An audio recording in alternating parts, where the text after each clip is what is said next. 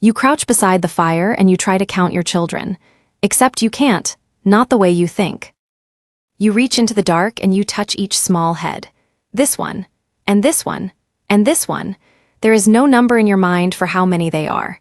There is only this one, and the cold drop in your chest when your hand lands on empty ground where a head should be. This is your life now. You're a human being every bit as sharp as anyone alive today. But you live in a world that has no numbers. None at all. No 3, no 10. No way to hold an exact amount inside your skull. Stay in that body for a while. Because by the time the fire burns down, you'll understand how your ancestors clawed their way out of this, one notch at a time. And you'll see the number living in your own head for what it really is. The most powerful tool your species ever invented. The sun comes up, you rise with your people and move out onto the grass. A herd is feeding in the distance.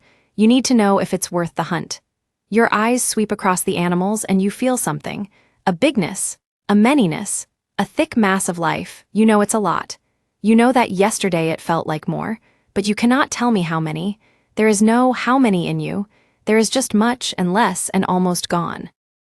Does that sound impossible, like a fairy tale about cavemen? It isn't. Deep in the Amazon today live the Piraha. In 2004, the cognitive scientist Peter Gordon published a study in the journal Science showing that their language has no exact words for numbers past 2. One word means roughly 1, one means roughly 2, and one just means many. The linguist Daniel Everett lived among them for years and saw the same thing. Lay out a row of objects and ask them to match it, and past 3, they drift. Not because their minds are weak. Their minds are exactly like yours. They simply live in a world that never needed exact numbers, so it never built them. That world is the one you're standing in right now, so let's keep living your day. You come home with meat, a good kill. Now your whole camp gathers around it and you have to share. Without numbers, how do you divide a deer fairly among everyone? You don't measure, you match. 1 piece for you, 1 piece for you, 1 for you. You hand them out 1 to 1 until the meat runs out and the hands stop reaching. This is the only counting your world allows, not numbers. Matching. 1 thing for 1 thing. And feel how fragile that is. Someone says you took more than your share, you can't prove them wrong. You have no word for I took 4 pieces and so did you. You can only point and argue and hope. In a world without numbers, you cannot truly remember an amount. You can't check it. You can't pass it on. The moment a count is over, it vanishes. So now ask the question your ancestors were forced to ask. What if you could make a number sit still? Night comes, you're watching the moon because the moon is the one thing in your life that keeps a rhythm. It swells. It shrinks. It dies and comes back, and you want to know when. You want to hold the days between so you can tell your people what's coming. So you pick up a bone, you take a sharp stone, and you cut a single mark into it. 1 notch tonight. Tomorrow night, another, and another. You have just done something almost no animal on earth has ever done. You took an amount that was too big for your head and you moved it out of your head and onto an object. You made memory hold still. And this is not me inventing a moment. This actually happened.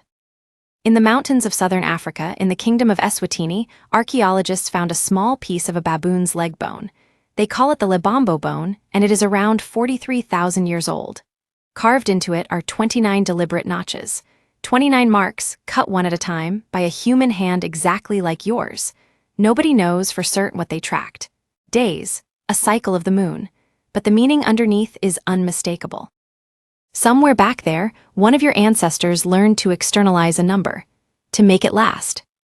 It happened more than once.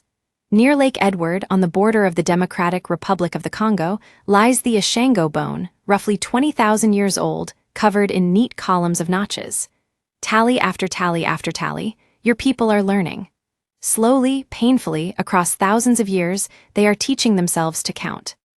But that's still not numbers the way you know them. So push forward in time, put yourself in a new body. Now you live in the Near East, 10,000 years ago, and your people have stopped wandering. You plant grain, you keep animals, and suddenly the world is full of things that have to be tracked. How much grain you're owed, how many sheep you sent to the temple. A notched bone can't carry all of that. So you reach for something clever, small lumps of clay, a little cone for 1 measure of grain, a little ball for a bigger measure. You hold the amount in your hand as a fistful of tokens. To send a count across a valley, you send the tokens. And this isn't a guess. The archaeologist Denise Schmant-Besserat spent decades studying thousands of these little clay shapes scattered across ancient Mesopotamia and worked out what no one else had. They were counters. To keep them safe, people sealed them inside clay envelopes. But then you can't see what's inside, so they began pressing each token's shape onto the outside of the envelope first. And one day, someone like you looked at the marks on the outside and realized the tokens inside were no longer needed. The symbol alone was enough. That, she argued, is the very birth of writing. Not poetry, not prayer. Counting. Your need to hold an exact amount and remember it forever is one of the things that cracked open the entire written world. So here's the twist that flips this whole story. You probably think of numbers as something out there, waiting to be found, like fire or a far shore. But sitting here in these ancient bodies, you can feel the truth. Numbers were never discovered. They were invented. Built by people exactly as human as you, who started with nothing but this one, and dragged a tool into existence over 40,000 years. As the linguist Caleb Everett puts it, numbers are an invention. And once invented, that tool reached back and rewired the very minds that made it. Look down at your hands. This is where it all started.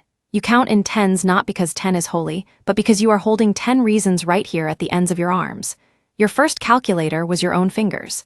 Some of your descendants will count in 20s, fingers, and toes. The Sumerians will count in 60s, and that ancient 60 is still wrapped around your life today. 60 seconds in a minute. 60 minutes in an hour. You read the time on a system that ancient people built while counting on their hands. Now come back to your own body in your own world. Touch your phone, look at the time. Look at your age, the price of a thing, the year you were born, the balance in your account. Every single one of those numbers was handed to you. None of it came for free. It was carved out of the dark by people who once sat by a fire, exactly like you did at the start of this, unable to count their own children. You didn't invent numbers, you inherited them. A gift passed down through 40,000 years of notched bones and clay tokens and stubborn human minds, all the way to you. So go back to that fire one last time, reach into the dark and touch your children's heads, this one, and this one, and this one. Somewhere far down the line, one of your descendants will be able to say a single word and hold every one of them at once and never lose count again. That word is the gift you're about to spend the next 40,000 years inventing.